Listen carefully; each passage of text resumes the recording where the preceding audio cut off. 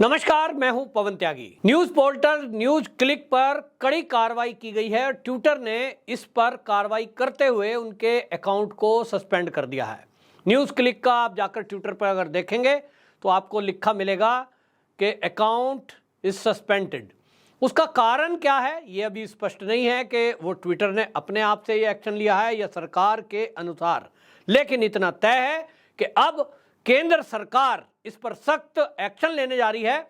इसके पहले भी हमने देखा कि ईडी ने इसका सख्त एक्शन लिया था और इस मामले में सीपीआई-एम के जो बड़े नेता हैं उनका नाम सामने आया था और इस मामले में जो न्यूज क्लिक के संस्थापक और इसके जो एडिटर हैं, प्रधान संपादक प्रवीर पुरकायस्थ, इनका नाम सामने आया था कि किस तरह से ये चीन की एक कंपनी के द्वारा एक अमेरिका में बैठे हुए उद्योगपति को पैसा जा रहा था और उसके जरिए ये न्यूज क्लिक के पैसा आ रहा था न्यूज क्लिक के खातों में। इसके अलावा हमने देखा कि ये पैसा जो है न्यूज क्लिक के अलावा जो प्रवीर पुरकायस्थ है, इनके अलावा तीस्ता सी तलवार, उनके पति, उनकी बेटी और गौतम नवलखा के खाते में ये पैसा आ रहा था। तो सवाल ये उठ रहा था कि ये जो विदेशी कानून है हमारे देश का, एफसीआरए का, उसका भी उल्लंघन करके ये जो पैसा आ रहा है, आखिरकार इनको ये पैसा दिया किस एवज में जा रहा है। जब हमारे भारत की एजेंसियों ने इसकी जांच की तो चौंकाने वाला खुलासा हुआ और खुलासा ये हुआ कि इसमें सीपीआई-एम के एक बड़े नेता हैं प्रकाश करात, वो प्रकाश करात और प्रवीर पुरकायस्थ जो ये न्यूज क्लिक का फाउंडर है, एडिटर है, इनके बीच मेल चल रहा था और उस मेल में इस तरह की बातें चल रही थी कि आप जो है पहले चीन की बड़ाई करिए। कोरोना काल में चीन में जो हालत थे, वहाँ से जो खबरें लीक हो रही थी कि वहाँ बड़े पैमाने पर लोग मारे गए हैं, लेकिन चीन उसको ढकना चाह रहा था, दबाना चाह रहा था। ये दिखाने की कोशिश थी कि चीन में सब कुछ ठीक है, लेकिन यहाँ बैठे हुए कुछ पत्रकार चीन की बड़ाई करने में लगे हुए थे। उसमें से एक न्यूज क्लिक भी था। न्यूज क्लिक चीन की बड़ाई कैसे कर रहा है, जबकि चीन की खबरें आ रही थी कि वायरस वहीं से फैला, वहीं से जो लोग दुनिया में गए उनके द्वारा दुनिया में वायरस फैला। भारत में भी जो लोग मरकज में आए थे, आपको ध्यान होगा शुरू में, उनकी वजह से फैला। लेकिन ये एक ऐसा पोर्टल था जो हमेशा चीन की बड़ाई में लगा हुआ था, चीन का मैनेजमेंट कितना बढ़िया है ये बताने में लगा हुआ था। इससे भी ज्यादा भयंकर खुलासा तब हुआ कि जो ये पता लगा कि ये चीन के इशारे पर अरुणाचल प्रदेश, जो कि भारत का भूभाग है, उस प्रदेश को चीन का हिस्सा दिखाने के लिए बातचीत कर रहे थे। एजेंसियां चौकन्नी हुई, चीजों का खुलासा हुआ तो पता लगा 38 करोड़ रुपए, जी हां 38 करोड़ रुपए ये न्यूज क्लिक के खातों में अलग अलग समय में आए और मोटा पैसा जिन लोगों में बटा उसमें ये तीस्ता सी तलवार, उनके पति, उनकी बेटी और जो मैंने नाम बताया गौतम नवलखा जैसे, ये सब ग्रुप मिलकर के लाखों रुपए आपस में बांट रहे थे। अब सवाल यही उठता है कि ये जो लोग हैं किस तरह की हरकत करते हैं कि इन्हों को देश की सुरक्षा से भी खिलवाड़ करने में डर नहीं लगता। आप सोचिए कि भारत का नक्शा, अरुणाचल प्रदेश भारत का प्रदेश, ये उसको चीन का दर्शा देंगे, फिर चीन उस न्यूज को और ये राजनीतिक दलों के कहने से भी उसको दुनिया में इस्तेमाल करेगा। आप देखिए यही लाइन राहुल गांधी ने पकड़ रखी है। राहुल गांधी, आप देखिए 2020 से लगातार भारत में चीन ने घुसपैठ कर ली है, भारत की जमीन चीन के सैनिकों ने कब्जा ली है, ये क्यों बोल रहे हैं? चीन के इशारे पर। चीन यही चाहता है, उसका प्रोपेगेंडा है कि वो अपनी सेना की बड़ाई करवाए। जिस तरह से न्यूज क्लिक कोरोना के प्रबंधन की चीन की बड़ाई कर रहा था, यहां राजनीतिक दल के जो नेता हैं, जिसमें हमने देखा आम आदमी पार्टी के नेता, जिसमें और कई राजनीतिक दल के नेता इसी तरह की भाषा बोल रहे थे। चीन हमारे भारत में घुस गया है, चीन ने जमीन कब्जा ली है। इनके ट्वीट देखिए। तो अब सवाल यह है कि इन नेताओं पे भी कब कार्रवाई होगी? तो सरकार का कहना है कि अब जो नया कानून बदला है, उस नए कानून में जो भारतीय दंड संहिता बनी है, अब आईपीसी एक्ट को हटाकर, उसमें यह प्रावधान पहले नहीं था। अब इलेक्ट्रॉनिक माध्यम से भी कोई इस तरह की बात फैलाने पर सजा होगी। आपको बता दूं कि इस मामले में पहले से ही ये लिया गया है और इस मामले को देखते हुए न्यूज क्लिक पर जो कार्रवाई हुई है, अभी तो ये ट्विटर ने की है, इनका अकाउंट ब्लॉक किया है। इधर ईडी ने संपत्ति जब्त की है, जो ये इसके प्रवीर पुरकास्त है, इनका जो दिल्ली में बंगला है 3.5 करोड़ रुपया उसको अटैच किया गया है।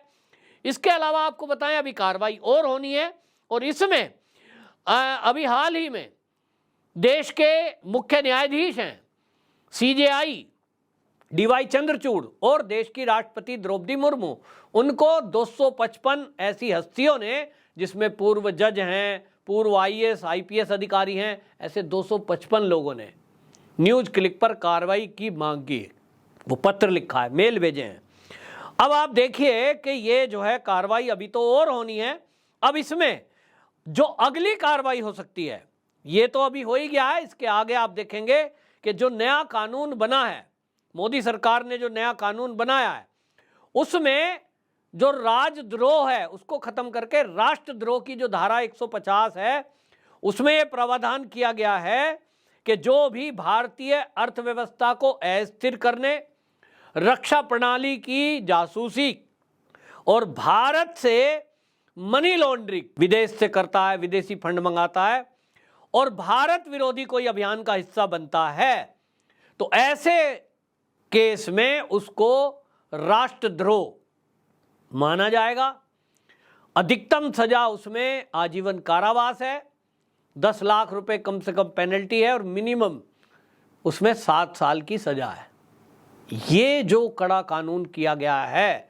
अब जो पत्रकार इसमें खुलेंगे नाम, हालांकि आपको बता दें अभिसार शर्मा और कुछ पत्रकारों का नाम जब भारतीय जनता पार्टी के सांसद ने सदन में बोला, उसको लेकर बड़ा खुलासा हुआ था कि अभिसार शर्मा जिस तरह की भाषा बोल रहा था, हालांकि वो चुनौती दे रहे हैं कि ये मेरे ऊपर आरोप गलत है, संसद के बाहर ये बोलें, उसका खुलासा अब जांच एजेंसियां करेंगी। ये तो कौन तय करेगा? कोर्ट तय करेगा कि कौन दोषी है कौन नहीं है।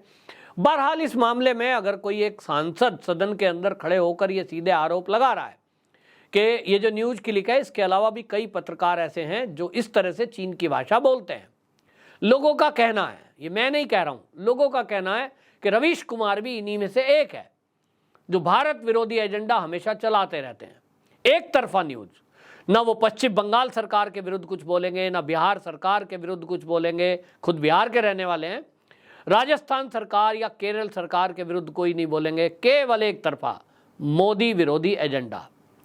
और अब नए कानून में जब यह ऐड कर दिया गया है कि जो भारतीय अर्थव्यवस्था पर कोई प्रहार करेगा इस तरह के फर्जी न्यूज चलाकर किसी के इशारे पर, अब आप सोचिए हिंडनबर्ग नाम की एक रिपोर्ट आई किसी एजेंसी की अमेरिका में, उससे हमारे देश का क्या मतलब है? पहले कोई उसको कंफर्म करे, लेकिन यहां के मीडिया हाउसेज ने चलाना शुरू कर दिया। देश के अंदर अस्थिरता का माहौल बन गया। ये रवीश कुमार जैसे पत्रकार ये कहने लगे कि सरकार ने देखिए एलआईसी डुबा दी, देश के बैंक डुबा दिए, स्टेट बैंक को तो करोड़ों अरबों रुपया लेकर के लोन दे दिया गया और अब तो ये पैसा डूब गया।